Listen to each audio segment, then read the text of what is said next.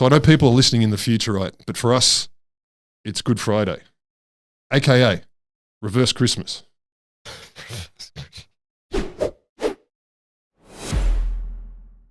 No one calls it Reverse Christmas. They will. It's going to catch on. Like Chester. Because it's non-sexual. I know. It is the putting Jesus back in the cave. Yeah. All right, Reverse Christmas. Reverse Christmas. Welcome to Reverse Christmas. So, of course, because it's Reverse Christmas Day, aka Excellent Friday. Yes. We're going to... 4-day weekend. 4-day weekend. So we're going to go into a journey into a little bit of the history of Christianity. Just one element. Okay. All right. And I'm doing this out of respect, obviously. You shouldn't say that. What? Because I know it's not true. It could be. So we're going to get into gross Christian holy relics. Sure. Little warm-up. Okay. St. Francis Xavier. That is how the Spaniards say it. That wasn't wrong. Xavier. So Frank was a Jesuit. He did a lot of missions. He went to Goa in India. Okay.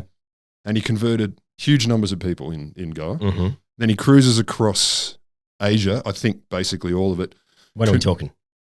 The past, centuries ago. Okay. 1500s. All right, thank you. And he basically left churches in his wake, like Johnny Appleseed, but with Christians and churches, throwing churches behind him along the way. He was a very busy man, and he did this for 15, 20 years, converting all across the place. He had a mission. He did have a mission, and he ended up dying of exhaustion. Anyway, that, of course, makes him super worthy. Yeah, super worthy. Yeah. Worthy of respect and so forth. So his body was put on display in Goa. Uh-huh. And thousands of people travel to pay their respects, to mourn, and to kind of soak up the energy of, be near him. Of the man. Yeah. And the man, the midget. Suck in the air that might have molecules of him wafting off. And it did, because, his body was there. It was 1500s. I don't think their refrigeration technology was excellent. No. But they were used to earthy smells back then. Fuck yeah. Like, I just think if you, I do the earthy smell of St. Francis. Someone steps through a wormhole in time and lands from here today. I think the number one thing, they'd look around, they'd just be going, why doesn't everything smell? Like, it would be such a pong. Back then. I'd be horrified. Imagine going to New York 150 years ago. You'd be like, it smells like the worst farm I've ever been. Well, apparently, ancient Rome, and this is like 2,000 years ago, you could smell it long before you could see it. Because of the perfume? Yes, the fancy perfumes they used. Ambergris. Oh, well, so one of the villagers had one of his fingernails, because holy relic, a piece of the body. Had a fingernail as a relic, Francis. To kind of go, this was part of him, therefore worthy. And at one point, what's been described as an overly devoted woman was visiting his corpse, and she bent over to kiss his foot, and while she did it, she bit one of his toes off. So you're going in with the plan. There is no moment where, in the moment of religious ecstasy, you decide to go further, like kiss to bite to. No, you went in with the plan to take some. Religious fervor will do strange things to a person. And so she took it back to Portugal, put it in its own chapel, and basically displayed it. Did she keep it in her mouth the whole time? God, as a I secret? hope so. Like this is no, it's my tongue. My tooth fell out. I won't save it. Imagine the taste. Oh. Anyway, she would get people to come in, and they'd charge money, and apparently it still goes on today. Oh, great. So that's pretty good. Next one, St. Januarius. So he was old, Bishop of Benevento.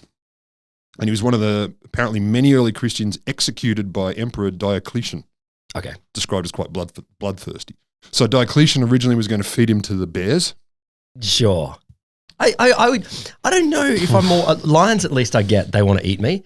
Bears, I feel like they're going for honey and I'm just in their way. And I think there's honey in people. Is that what it is? I think honey's in everything. So first, you fill the person with honey, then get the bears to chase them. Honey in people. So he was lucky though, because he was imprisoned then beheaded.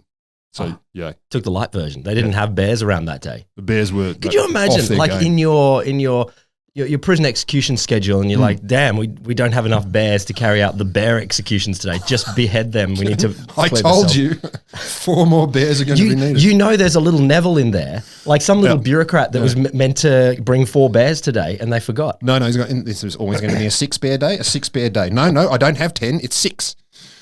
So some legends anyway, say a woman named Eusebia collected the blood that was gushing from his neck after he got the chop. Oh. I don't think all of it, just some little vials. And now they're a cherished relic in Naples, who apparently, it says Naples purchased them in the 5th century, so I assume the city the vials of leaves blood or something. Yeah. And as you'd expect, over the centuries, the blood kind of dried out. Except 3 days, there's 3 days of feasting for St. Januarius, and the vials get held aloft. Yeah. And they march them around, and apparently they bubble and fizzle and turn liquidy. Oh, do they? Yeah. Maybe they do. No, they do. Don't Maybe. You? Faith Day, mate. Faith Day. And so this literally apparently happens all the time, and everyone's very excited. And weirdly, they've never allowed science to check it out. That is so strange. I know. That is so strange. Shocked. Because I assume you would really want to know the truth of why they do bubble. I do. But apparently religion and science at times don't quite ride on the same train to Knowledge Town. Dude. Why would you stop at blood and toes, though? Elizabeth of Thuringia. Yeah. 1200s, 1207 to 31, quite young. Hungarian princess. Apparently she was very happily married, pious as hell, and really generous to the poor. Okay. And renowned for it. She seems saintly. She seems wonderful. She seems like a lovely lady. Then her very pious husband, Louis the Fourth of Thuringia, went on a crusade and got killed. Okay, as you do. And she refused to marry again, which is apparently not cool. And she was taken under the care of, quote, brutal and zealous confessor Conrad of Marburg. Oh. Yeah, it wasn't great. So he was a total fucker, and mechanisms of torture and horrible things that made her life terrible. She just doesn't want to get married, Well, she was a woman in 1200s, therefore evil. She died at 24, probably as a result of the way he engineered her ongoing life. Jesus Christ. 24. She's been married, beloved, widowed. 3 kids too, I believe. 3 kids, and then tortured to death by 24. They lived very quickly back then. They got on with it. I barely, you play video games until you're 24. Then 44. Something like that. And then maybe you get a job in your 60s and then. Yeah, forced. We're very slow. Yeah, well, they didn't have TV. Yeah, that's true. It can be quite distracting. But because she was legendary for generosity, ministrations to the poor, etc., her death made her super popular in Hungary and beyond. The poor, the needy, etc. went, this chick's awesome.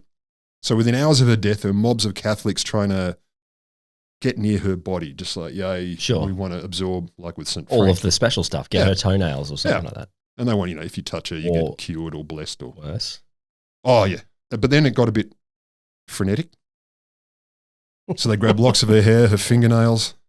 Oh, man. Okay. But her real historic claim to fame, her nipples. No. Look, I get, there's a body there and you're grabbing bits. Yeah. Do you grab an innocuous bit or do you grab a cool bit? Straight to the nipples. Do you just go with shoulders or something like that? And it's like that you look normal then. It's a big job, though. I just want a shoulder. Like a nipple, you can kind of, a shoulder, you got to get in there with a hacksaw and like, yeah, but it feels really creepy and pervy if you're stealing a nipple. Why? Even if you're doing it for religious fervor, grabbing a nipple is a little bit on point. Not only removing it from the body. Yeah, okay. With a slicing action, but these became subjects of pilgrimages. Of course they did. I'm going to go, what are you doing this weekend? I'm going to go and see the holy nipples of Thuringia. Are they displayed together or separately? I don't know. And are they at the appropriate distance apart? I wonder if they're kind of like photons, if they action at a spooky distance. If you turn one in Japan, the one in Naples spins in the opposite direction. Do you really wonder that? I do. Really wonder. Science podcast, man. If somehow... Spooky nipple action at a distance. That's how Einstein came up with it. You've heard it all before. You've heard it 1,000 times. He's like, those nipples. Now, some body relics, though, I mean, this is great. They came from saints and stuff, but there are some that are even closer to, the Lord himself. Oh, okay. So there was a big brouhaha over some containers. God's nipples. Kind of. There was a brouhaha over containers believed to hold samples of Mary's breast milk. Gee, I haven't heard that one before. Try and buy that at the hipster markets. Now, just to, I know Jesus had a whole bunch of brothers and sisters, I think. I don't know. He had one older brother, which is weird. Keith Christ. His name was John. Of course it was. I only had 8 names. He can't have been older because he can't be a virgin. But I know his dad. Half-brother. I think his dad, his Joseph dad was had kids from another marriage. Of course he did. His human dad, not his godly dad. His godly dad, that was his first son. We are all God's children. This is very convoluted. Sorry for getting all the religion bits wrong here. How do you know? They sound right.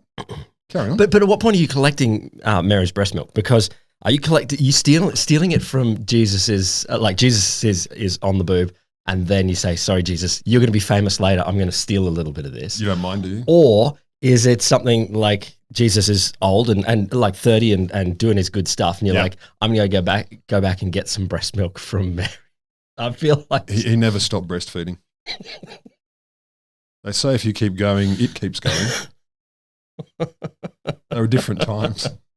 And when you rummage around in this world, which I didn't realize until a couple of days ago that I was actually doing an Easter episode by accident. So I'm rummaging around in this world of gross Christian relics. Sorry, Christian body part relics. Amazing, not gross. I'm so grossed out by the human body. One of the websites said gross Christian relics, so I'm just quoting. Just quoting. There's nothing gross about 2,000-year-old breast milk. Or nipples. Disembodied or otherwise. Nothing gross. Jerkified. So there are many relics that would really be worthy of our noble and dignified Wholesome Show gaze. But I had to settle on one. So I decided to focus on what is, without question, the most important holy relic artifact that's ever existed. So today on Excellent Friday, we're going to talk about the story of Jesus Christ's foreskin.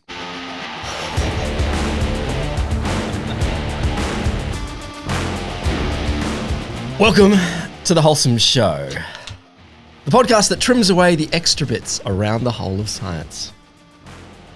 You're welcome. You should be fired. You should be fired. You can't fire me, I quit. You're a bad man.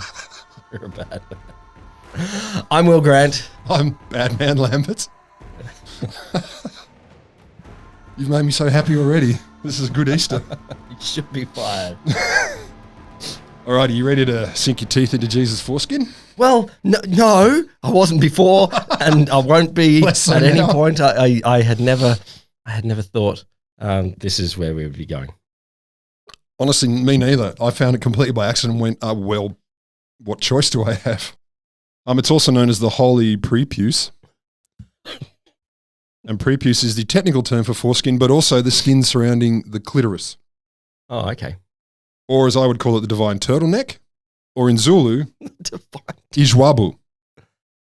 Cool. So, early references. So, if you want a really excellent primer on all things Jesus Foreskinius, what you need to go to is this article by Robert Palazzo, 2005, The Veneration of the Sacred Foreskins, in brackets, of Baby Jesus, a documented analysis. Okay. You know the one. Mm-hmm. And it's been drawn on by many popular articles because it focuses on describing the ways in which the foreskin was kept and changes in its ownership across generations. Yeah, okay. Jesus' circumcision was mentioned in the Bible, but it doesn't talk about what happened to the offcuts. Little Jewish baby, they get the snip. So it's in... and then what normally happens? I don't know. I haven't been to one. Yeah, okay.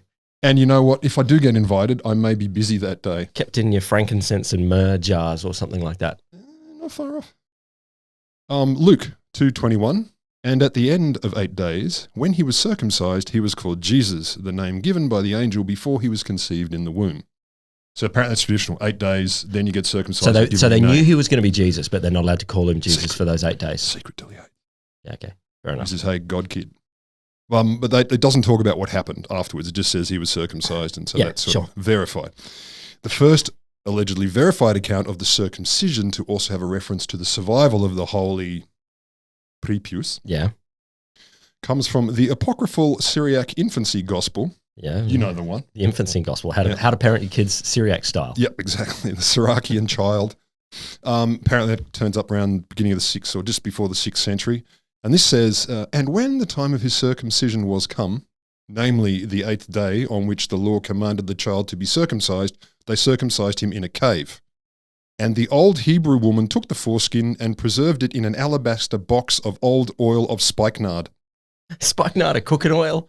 Kinda. You got to do it in a cave. They had houses. I just like it's got nard in it because it's just such a hilarious word for balls in America. So, and they're talking about the foreskin. Look, I know it's a magic spell. I know what you're doing there is a magic spell. So caves are better. Oil of spikenard is better. Oil of spikenard. Spikenard is also called nard, nardin, and musk root. It's an essential oil. That was the thing that people have Googled to find this show. They spikenard. Uses for spikenard or replacement for spikenard in my recipe. Traditional medicines from India to Europe. There you go. That's what for. There are also sources that suggest she took away the, quote, navel string, aka umbilical cord. Yeah. Or umbilical for those ignorant fools who pronounce all the words wrong. The relic of this church, this relic, though, is super important because, for a number of reasons, not just because it came off Jesus, but religious relics are supposed to be, ways of interacting with divine power. Yeah. It's the godly body. Yeah, but although, or someone divine, but this is actually a piece of Jesus, so you could almost say a piece of the Lord itself. And it's particularly important too because they say that Jesus ascended to heaven bodily, like his body actually went up. Not his just body went up. the bits. Yeah, there was nothing more to bury after. Nothing more to bury. So gone out of the cave and then a little while longer up to heaven. Nothing left behind. But it turns out maybe then it's not true because during his life he left a foreskin. Oh, he did poos. He did he cut his hair as well, and fingernails and probably skin cells. They probably went straight to heaven though. I was off and up they go. I was actually wondering this the other day, and I thought, of course you were. No, I was thinking, an idiot podcast could actually do this research and figure it out. But we all shed skin cells, we all shed poo cells and hair cells and things like that. Our bodies decay over time, and so there were molecules that came off Jesus that then went into the soil and then grew into plants and then were eaten by other people. You'll tell me that's where weed came from. Where weed came from. Pot is definitely a plant that grew from Jesus bits. You're right. Look, you're right. Look, that's one thing you could say. They call it the God plant. But I want to know how many molecules of actually physically existing Jesus are inside each average person. 2. Thank you. That's not science working that out. That's just speculation. 2-ish? No, it's hypothesis. It's somewhere between 0. I hypothesize. It's somewhere between 0 and some. It is. It was the only part removed from his lifetime, removed from him distinctly. That's what these people say. So he didn't get a haircut? Apparently not. He was a hippie. He looked like the kind of guy that had a bit of a trim. What did he look like? Oh, you mean that pale alabaster skinned dude with the red hair? No, I mean authentic Jesus that looks more like a Neanderthal cave fighter. Yeah, well, he looks tough and he looks like a good carpenter from the Middle East. He does. So the idea that you'd have a bit of his body, even if it's just the tip, is extremely good. Makes people happy. Also, look, if you're going to rank bits of body of Jesus' body that there's more magic in, what could be more magical than the foreskin? I think there could be. Like if you had Jesus' eyeballs, that would be higher. That's demented, man. Nipples, I'd possibly put somewhere in there, but there's things like toenails that are definitely lesser. Balls, up there with foreskin. Same. A little lower. Oh, depending on the day. Yeah, how cold is it? They're the good versions of the relics. But there could be shittier relics. Like shit. Well, yeah. I didn't find anything that said this is St. Augustine's poo-poo. Someone's got it somewhere. You know that. Like, this is the fecal remnant of someone holy.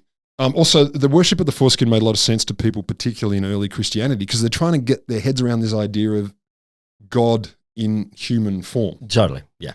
So this kind of helped that. By having a bit of it. Yeah, and the fact that this proves there was a human thing. And also, according to some people, the circumcision showed that he bled like normal humans. Oh, okay, yeah. Which is nice. It's a good thing to do to a baby, especially with those technologies. And Miri Rubin, who's a professor of medical and early modern history, she says, look, a focus on Christ's genitals would have made him seem all the more human. You don't hear a lot about, the dick of Christ. So hang on. So she's arguing here that looking at babies' genitals is a way to humanize them. You could just... These are different times. They are different times. Different times. She also says it builds this whole notion that the pathos of the child, the fact that the embodiment of God could be vulnerable and small and an infant, so there's this sort of connection. Yeah, and doing human rites and rituals. I get it. Yeah, it's living the human things. Yeah. Which is supposed to be part of the reason the big fella sent the semi-big fella down. Also, if you add to this equation, medieval times, occultism and stuff, rampant. No. Belief in supernatural. Never heard of it. I know. This is you've heard it. This is breaking news. Okay. And so anything that's basically associated with Jesus, in this case very closely, would have been like the relic of relics. Yeah. Also really good for marketing.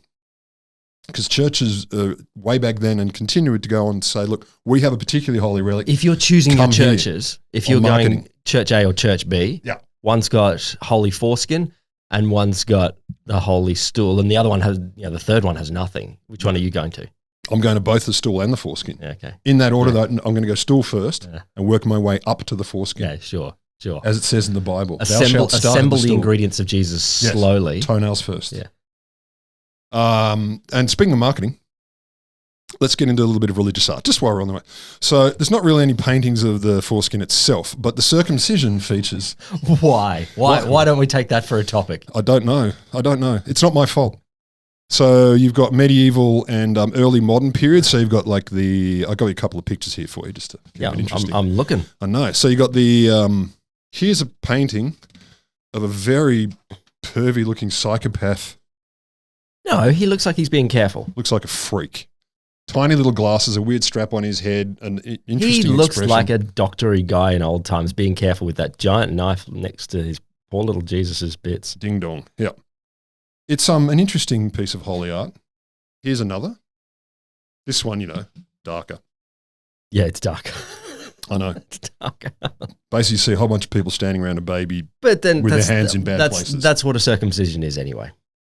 Again, I'll believe you. I haven't really attended many. Yeah, this is not in a cave.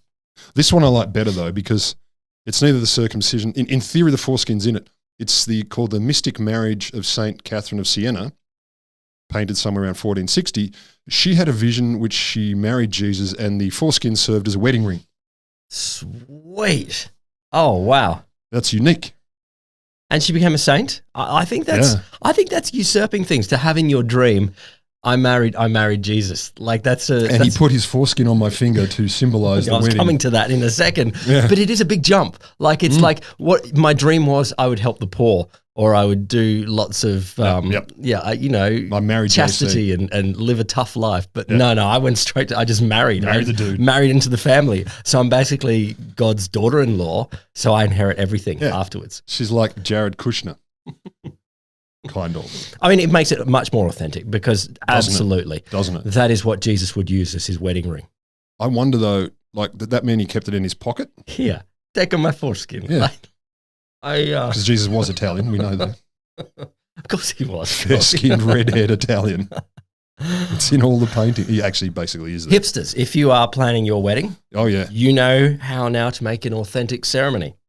You know it's been done. It has to have been done. No, it hasn't. I guarantee you. There are that. limits to things that have been done, and that one is the limit. That is on the outside. You have limits. There are people have done it metaphorically, maybe. No, they haven't. Yes, they have. No human at that point has gone, okay, foreskin. This is super serious. We're going through the wedding. It takes a fair bit to go through the wedding. We're planning all this, and then comes to their beloved and said, look, love, honey, it's not that I'm too broke to afford a ring. I've got the rings. This is more romantic. You get my foreskin. This is more romantic. I've got a nice platinum thing. You get foreskin. Yeah. I don't think that's happened. But baby, it's romance. I don't think it's even been thought before. Yeah, it has. Well, okay, that's been thought. Yes, for example, for centuries.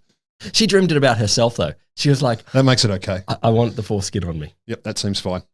I have no notes. So if you woke up from a dream like that, you wake up in the morning screaming, obviously. You're like, screaming. Whoa, that was quite a thing. I don't know if you're screaming. You got married to Jesus. It's not the worst. And the foreskin wedding ring. Would you tell everyone? Yep. You know I would. I'd be in at the office the next morning going, you would not fucking believe what I dreamt. I was walking into our director's office with the paper that said basically the story of Jesus' foreskin. And I said, there are things I never thought I'd read at work on my computer. And her jaw just kind of dropped and she didn't know what to say, but she was laughing. This is the role of AI art now, is to generate for me some wedding pictures of you marrying Jesus and Jesus putting his foreskin on your finger. It's going to get a lot like docking photos though. Because no one said it had to be removed. Stop it. Poop. So special powers, a couple of things here. What are its attributed special powers? This is the foreskin powers. The foreskin powers. And also kind of related, how do you actually know it's his? Because it's been around a while. Okay. So I've already said Catholic relics whether they're a piece of, the cross, the toe of a saint, whatever, they're considered key to communing with the divine. We know this. Also, though, as part of this, they're believed they can withstand natural decay, so they're considered incorruptible.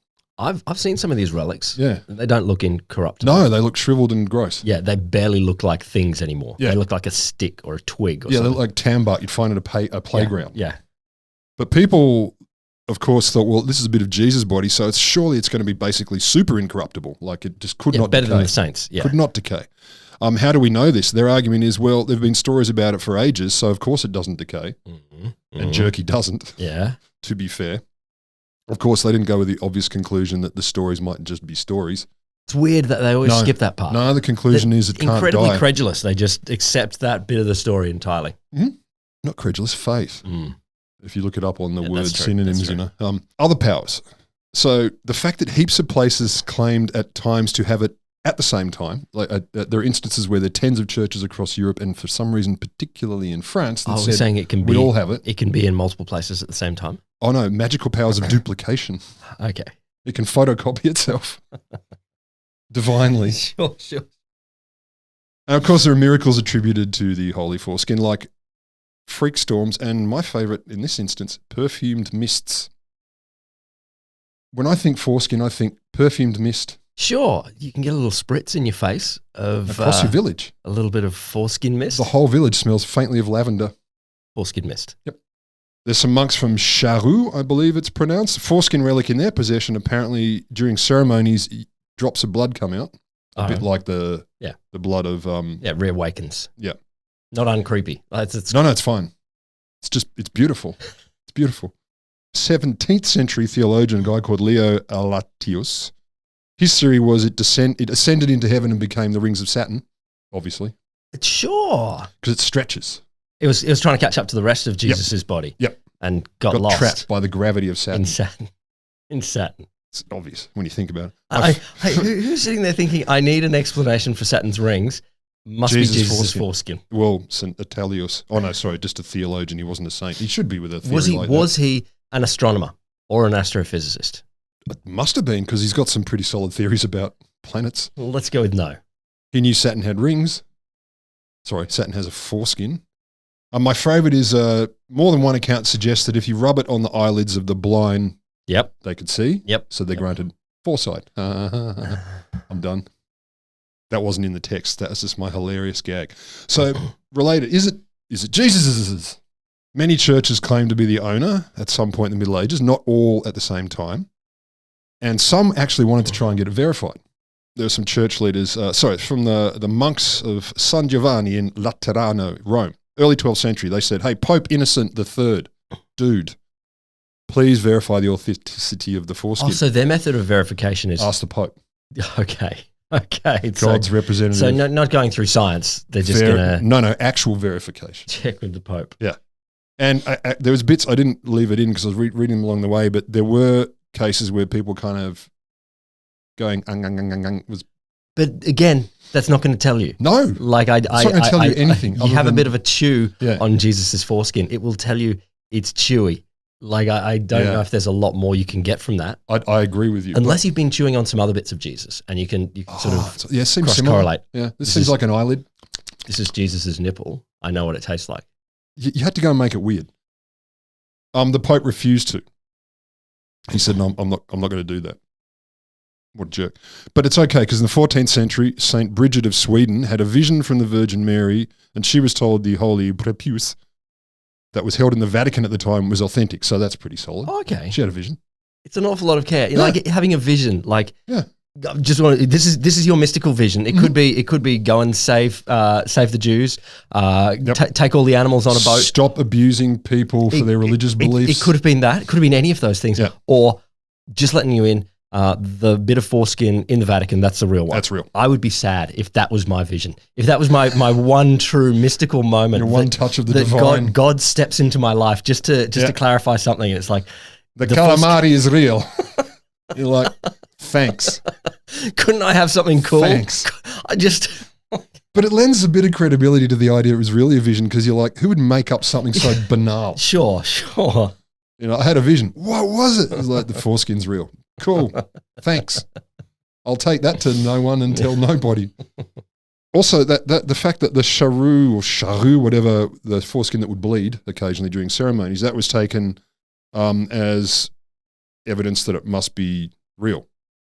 Must be Jesus's because it bleeds. Yeah, nice little circularity wandering around there. So what we know now is it's magical. It's possibly every damn one of them was real because magical, etc., which is great. I think it's great. But where the hell is the sacred prepuce, Maltese? You got to keep it interesting. People can learn from this podcast. Oh, Jesus. Not surprisingly, it's a bit of a tale in itself, but I'll just give you one teaser before we get to the rest. The story has been running at least well into the 20th century. Seriously? Yeah. Earliest reports of the foreskin as a relic being passed around, associated with the Byzantine Empress Irene. A very Byzantine name. Yeah, that's a great name. I'm Empress Irene. It's just the fact that there are a few people named Irene in Australia in the 70s, obviously named after Byzantine empresses. Maybe they actually are. She apparently gave it to King Charlemagne, but some accounts said Charlemagne said, Angel gave it to me. Why? Respect. He's probably going to kill her. Yeah, okay. I don't know. I assume violence. It's a pretty big present. Like if you're, you're an ambassador or something like that and you want to make nice with another king. The only piece of Christ on earth. Foreskin, no less. It's a very big present. You have it. You want something, yeah. Were you thinking maybe just a nice candle holder or something at first? A book. Here's a nice sword. That's what they gave each other. Yeah, I like a sword. I'd rather a sword than a foreskin, to be honest. Like if you said to me, for Christmas you can choose, I'd say I'll take the sword. No, you can't choose. I'm sorry. It used to be nice. In AD 800, some say 799, who cares, Charlemagne gave it to Pope Leo III. Leo apparently, it says in this book, Descriptio Laternensis Ecclesia, which I think, when I looked it up, is basically a registry of shit like the Ark of the Covenant and stuff, where they are or where they were. Really? I think that's what it seemed like. The Ark of the Covenant turned up a lot when I was searching in this book, a catalogue of all the cool relics. Stuff related to it. Yeah, so that's what it seems like. I could be very wrong. Tweet at us or something if you want to correct me. I'm sure the Vatican listens. They'd probably let us. Someone in the Vatican's listening, right? So this is written just before 1100, and it described that Leo III had a chest and a big golden cross placed in the Sancta Sanctorum at the Lateran Palace, which is in Europe. And the foreskin and apparently the umbilical cord were placed there. In this special spot. In this special Sancta Sanctorum. But since from then forward, I have no idea what happened to the sacred umbilical cord. So that one, the navel string. It's still there. Probably. Someone's using it to put their lanyard on, like a Vatican guards, and swipe in. They are not. That would be... that's the chief of the Swiss guard. They don't do that. They get Jesus' umbilical cord as a lanyard. That makes a lot of sense of what I saw. The Holy Foreskin was in Rome for centuries, apparently. Like, it was in this Sancta Sanctorum. Every now and then it got loaned out, like, Blue Poles gets loaned to other galleries. Sure, it adds to its worth by showing it around a bit. Absolutely. Yeah. I imagine the box is far more spectacular than the thing itself. Small circle of they may have flesh. said that about all sacred objects or fantastic paintings. The box that they're in, the gallery that they're in might add to the luster a little bit. Can you imagine? This is the Mona Lisa is great, but look at the frame. The frame of the Louvre and all of the wrappings around it that make us think, hang on, we're really something's respecting going on this here. culture. Maybe we look at all of that, not just the painting itself. So you're a big picture guy. You see the context. I'm a big picture guy. And so the Vatican clearly knows this. They're like, to get to the foreskin, you have to go through all of these layers of marble and gold, like marble and gold, marble and gold, marble and gold, marble and gold. No, like dynamite. Like domes and things. That's true. They're making it as fancy as possible. That's each room more spectacular than the last. Yeah, we want you to be shocked at how splendorous it is. And then the shittiest object can appear super magical. Or it could work in the reverse. You're like, wow, wow, wow. No one's disappointed. No, when you're finally there, you're like, I know it's going to be terrible, but at least I'll feel like I've made the journey. And then there's that mist. And it's the friends we've made along the way. And that's true. Like all visits to foreskins. So it was sent places. Like one example was Catherine. It was sent to Catherine of Valois in England in 1421 to bring her good fortune in her marriage to Henry V. So I don't think it worked. I don't know that marriage. He's the same as Henry VIII. I mean, he had to get it from somewhere. Yeah, of course. Same person. One of them famous for divorce. I'm not sure the other one. Divorce is a nice way of putting it. Yeah, there were divorces. And I divorce thee. Yeah. Then, 1527, disaster. It's lost? Sack of Rome. Not a shit. sack from Rome. Rome was sacked by a bunch of Germans, etc. And a German soldier got into the Sancta Sanctorum and flogged the foreskin. Of course he is. Took the foreskin. You know the Germans. They love a bit of foreskin.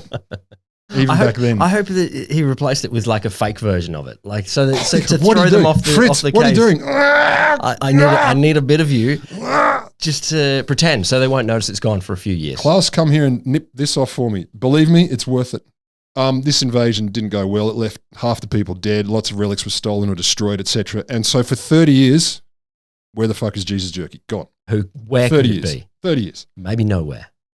Or 1557, 30 years later, it was found in the cell of the German soldier who nicked it. Oh, like he was in prison. Yeah, he was locked up. He kept it on himself? Somehow. I suppose when maybe he had it stuck in his undies and they didn't bother to search his undies. He's carrying it like a secret watch. Or a ring. They'd look at it and go, no, it's a skin condition. It's not jewelry, it's a skin condition.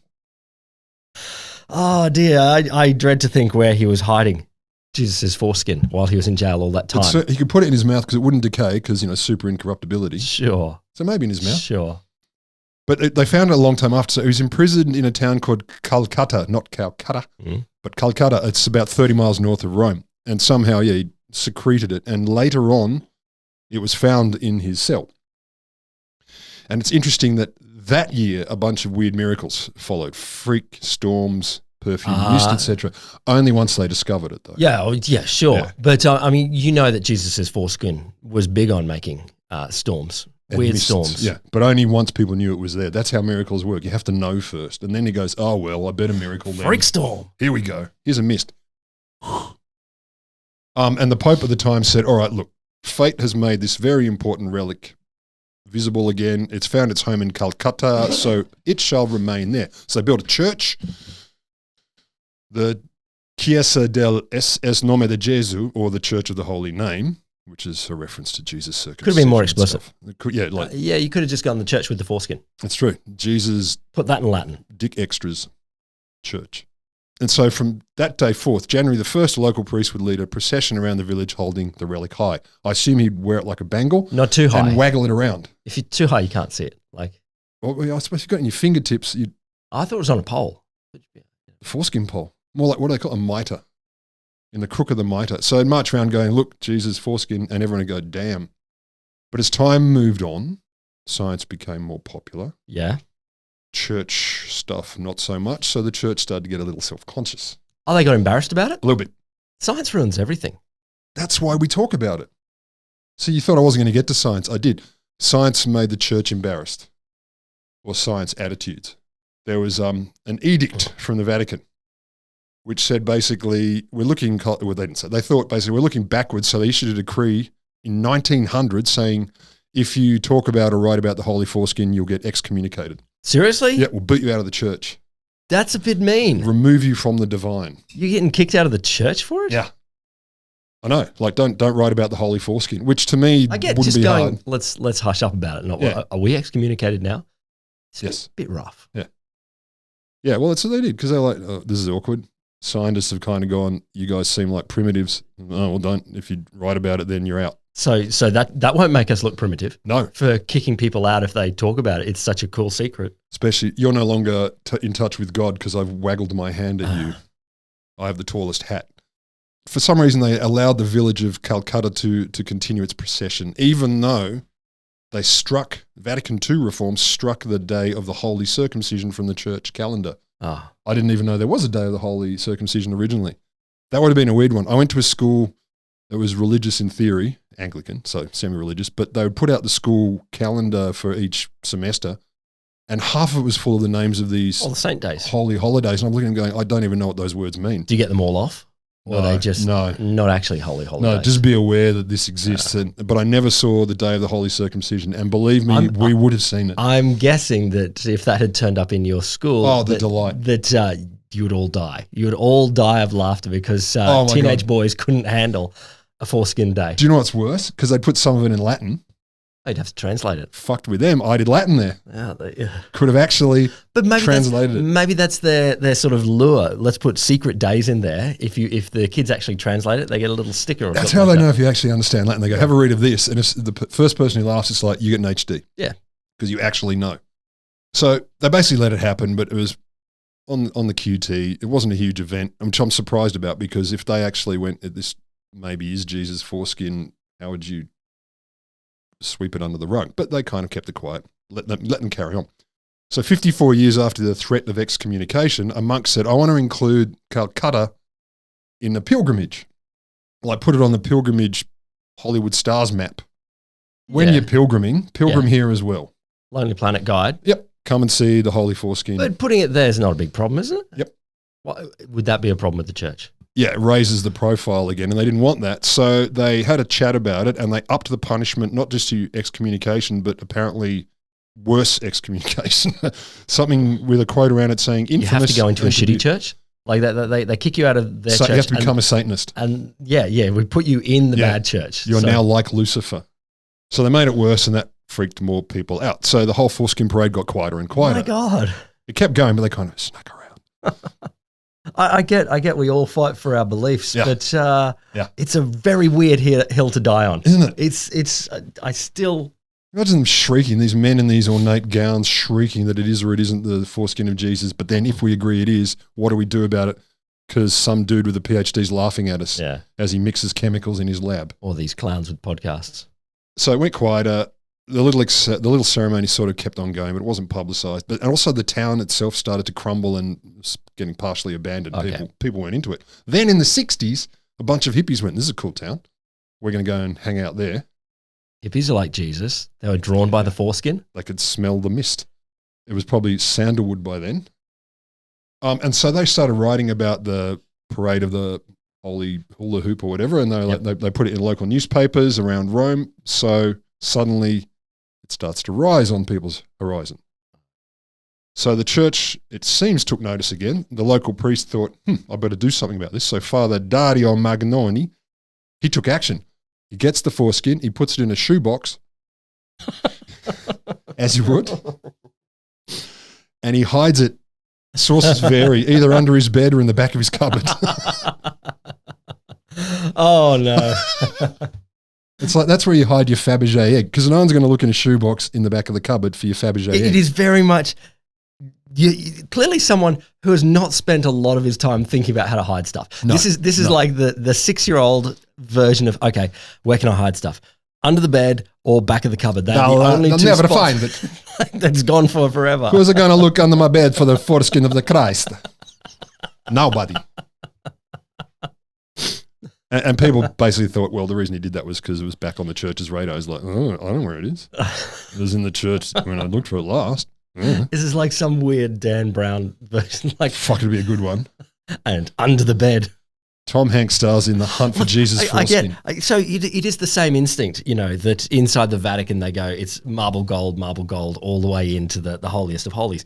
But for for your 6-year-olds, it's the same sort of thing under the bed. That's where all the secrets go. In the awesome shoebox. It's basically monsters and weird toys down there. A little soldier, a piece of a rubber band. And literally, a piece of the original Christ. Yeah. So that seems fine. Things started to quieten down again, but the parade kept going. So every year, get it out. Even though it was in it around. Oh, they got it out? Yeah, out of the shoebox? He'd get it out each year. So he still did it, even though he's hiding it. Yeah. You know how it works. It wasn't a good spy. Then we get to 1983. Oh. Just before the feast of the Holy Circumcision, Father Magnoni says, I'm just going to make sure everything's ready. So he goes into his room, pulls out the shoebox. Uh-oh. It's gone. Oh, no. The foreskin, she's a gone. Did you have a lock on it or a... That would make people realize it was valuable. Okay. So he comes out and announces to his parish, this year, the holy relic will not be exposed to the devotion of the faithful. It has vanished. I can't find it. It's vanished. Sacrilegious thieves have taken it from my home. Oh, no, not sacrilege. Like... Thieves that love religion. Clearly, too much. These are not people that don't care about religion. They care too much. Exactly. They want to put it under their bed. Sacrilegious thieves. So, what happened to it? Where did the holy turtleneck go? Magnoni refused to speak about it because of the threat of excommunication, so he wouldn't really talk about it other than to say, it's a gone. His predecessor, Father Mastrocola, he didn't want to talk about it either. But when he was asked, he said he wasn't surprised. He shook his head. Yeah, of course it's been stolen. It wouldn't have been taken away if I was still there. But it doesn't surprise me. Then a Slate journo, 2006, guy called David Farley goes, I'm going to investigate this. I'm going to see what happened. So he goes over and he said, one of the quotes I love, the people in the village were really upset. I'm like, yep, I'm shocked. And he goes on to say, Mastaracola's ambiguous words, so the predecessor, not directly incriminating anyone, but they'd hinted at underhand dealings of the church. But the Vatican, requests for interviews at the Vatican from Slate, is this an inside went unanswered. Job? The Vatican has come to steal it back? You're talking Dan Brown, man. Oh. But I love, I'm a journalist from Slate trying to find the holy skin of Jesus. Will you get back to me? And the Vatican's like, nah. Who the fuck are you and why did we talk to you about that? So he writes an article. The article's called, Did the Vatican Steal Jesus' Foreskin so people would shut up about the Saviour's penis? Why wouldn't they reply to that guy? It's a great way to get people stop caring about it. Yeah. Is to do an undercover operation to steal it back. Yeah, that would make people uninterested entirely. Yeah, whatever. So I'm quoting a bit from Farley here. He goes, at one point, I found myself sitting in a wine cellar halfway up the hill between the old and new villages of Calcata. The cellar's owner and a lifelong villager, he told me about his close relationship with a former local bishop. He said the bishop was basically dying in bed, and he told Capelloni, the local wine cellar guy, that after he was gone, the bishop was gone, the relic would be too. So that's weird. And soon the bishop died in 1975, so it was 8 years before the relic disappeared. And according to the wine cellar guy, I think that sounded like a confession. You're like, yeah, of course, a scant 8 years later, something happened. So there's, of course, speculation that the sacrilegious thieves that Magnoni, the original shoebox priest, said was basically Vatican emissaries came and nicked it, as you suspected, Dan Brown. The Vatican ninjas come in. Dun, dun, dun, dun, dun, dun. Yeah.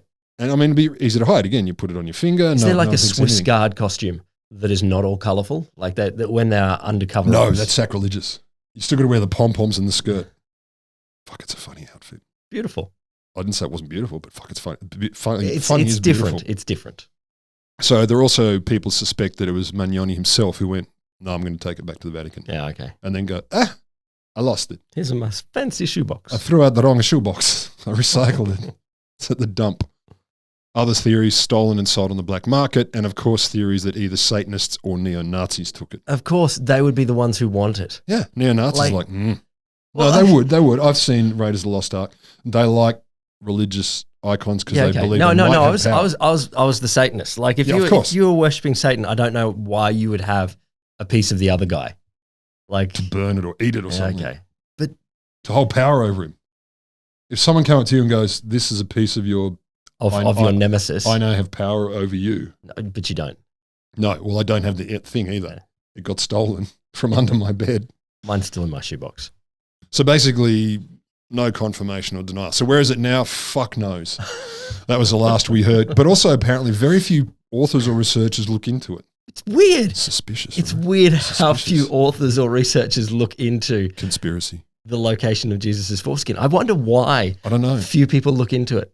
There's a PhD done in Canada on it, though, and one of the sources, which will, of course, be in our show notes, refers to this particular PhD done fairly recently in Canada about it. But the dude, one of the quotes was, I don't really care if it's real or not. It's more about, the vibe and the socio-cultural. Yeah, sure. I'm investigating the investigation. No, I want to know. So as I went down this rabbit hole, I got to say, fuck, I could keep going. Like if I was to do a PhD all over, I would do something far weirder and wackier than I did. I'd be like, okay, I'm going to go and hang out in the Vatican. And you'd be on the hunt for Jesus' foreskin. Or something like it. Can you imagine? So here's how awesome. There is a version, a science version. I don't know. I don't have the full details here, sadly. And one day I will do this. Einstein's brain apparently has passed around, and apparently there's some versions where there's thin slices taken and they were doled out to different universities. Mm-hmm. And there's some traditions, I think somewhere in America, Kansas or Kentucky or something like that, where new med students early on will take out Einstein's brain or the sliver that they have and lick it. I mean, I would. Probably tastes very vinegary. Formaldehyde. It stinks. Yeah. Well, anyway. So. And also formaldehyde brains, the one I cut up as an undergrad psychologist, which I think was a terrible thing to do with the human brain, but they gave it to us anyway. Second year neurobiology, chop up a brain. Yeah. It had been sitting in formaldehyde for so long, it basically looked almost completely uniform yellow all the way through. Yeah. So you could barely see the structures. Yeah. But I did carve into a human brain. That's nice for you. It was weird.